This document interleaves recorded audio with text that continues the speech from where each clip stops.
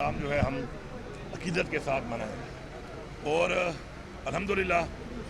ہمیں بحیثیت مسلمان جو ہے اس مہینے سے جو ایک سبق ملتا ہے وہ یہ ہے کہ حق کے ساتھ کھڑا ہونا اور صبر کا وہ مثال ہے جو ہمارے لیے ایک عظیم ہستیوں نے قائم کی ہے، اور ہم نے اس پہ عمل پیرا ہو کر ان عظیم ہستیوں کو خراج عقیدت پیش کرنا ہے۔ ہمارے پورے صوبے میں تقریباً 10,000 مجالس ہوتی ہیں محرم الحرام کے حوالے سے، اور تقریباً ہمارے 1,000 کے لگ بھگ ہمارے عاشورہ کے ہمارے جو ہے جلوس ہوتے ہیں۔ تمام ان ایریاز کے اندر جہاں پہ ہے full time foolproof security کا بندوبست کیا گیا ہے، پراپر اس کی ایک مانیٹرنگ ہو رہی ہے، کنٹرول روم بنے ہوئے ہیں، اور پھر وہ کنٹرول روم میں ایک بڑا کنٹرول روم بنا ہوا ہے جو پورے صوبے کو دیکھ رہا ہے،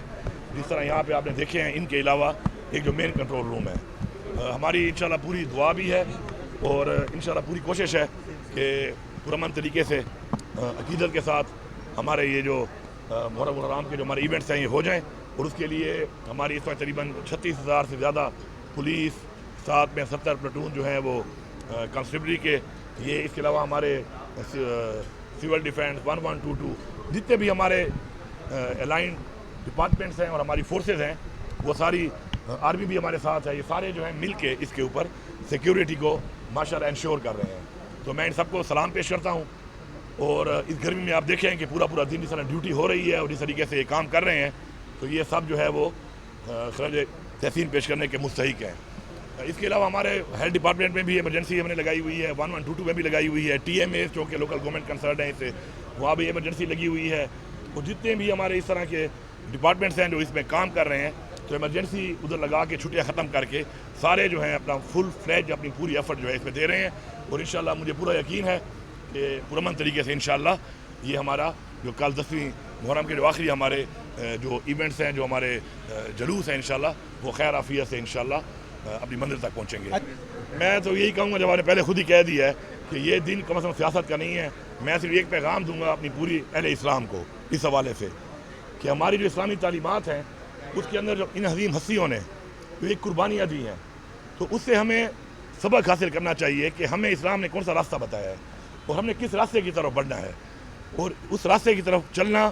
ہی ہماری اصل کامیابی ہے، اس جہان میں بھی اور اس جہان میں بھی۔ جی بالکل، اس پہ میں بعد میں آپ سے بات کر لوں گا تفصیل سے۔ آج کا دن چونکہ محرم الحرام کے حوالے سے ہے، تو اگر مزید بات چیت کریں گے تو پھر یہ جو اصل بات چیت ہے یہ رہ جائے گی، تو انشاءاللہ آپ کو پوری بریفنگ اس پہ دی جائے گی کہ انشاءاللہ ہم جتنی بھی آج تک کمیاں تھیں جو پریکاشنری میجرز کے حوالے سے، ریسکیو کے حوالے سے جو ہوتی ہیں،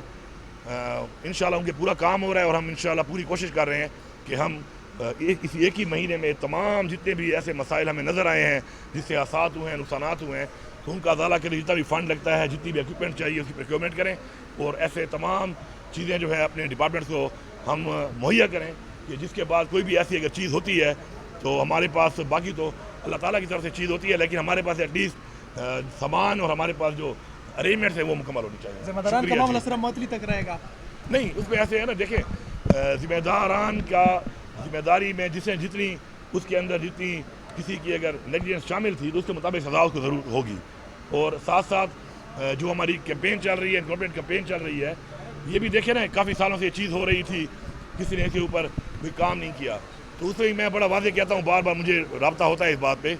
کہ یہ کسی بھی سیاسی بنیاد پر، انتقامی بنیاد پہ نہیں کی جائے گی، یہ ہر ایک کے لیے ہوگی، اور جو بھی اس کی ذات میں آئے گا گورنمنٹ کی، ان کا جو ہے گورنمنٹ ختم کی جائے گی، کیونکہ ہم نہیں چاہتے کہ دوبارہ، چونکہ ایسے ایریا میں سیلاب آتے ہیں، تو اگر سیلاب کو گزرنے کے لیے جگہ زیادہ ہوگی تو سیلاب آرام سے گزریں گے، جگہ تنگ ہوگی تو ظاہر بات ہے سیلاب پھر آبادیوں میں آ کر نقصان دیں گے آبادی کو بھی، اور اسی طرح کسی اور حادثے کا بھی کوئی شکار ہو سکتا ہے۔ شکریہ۔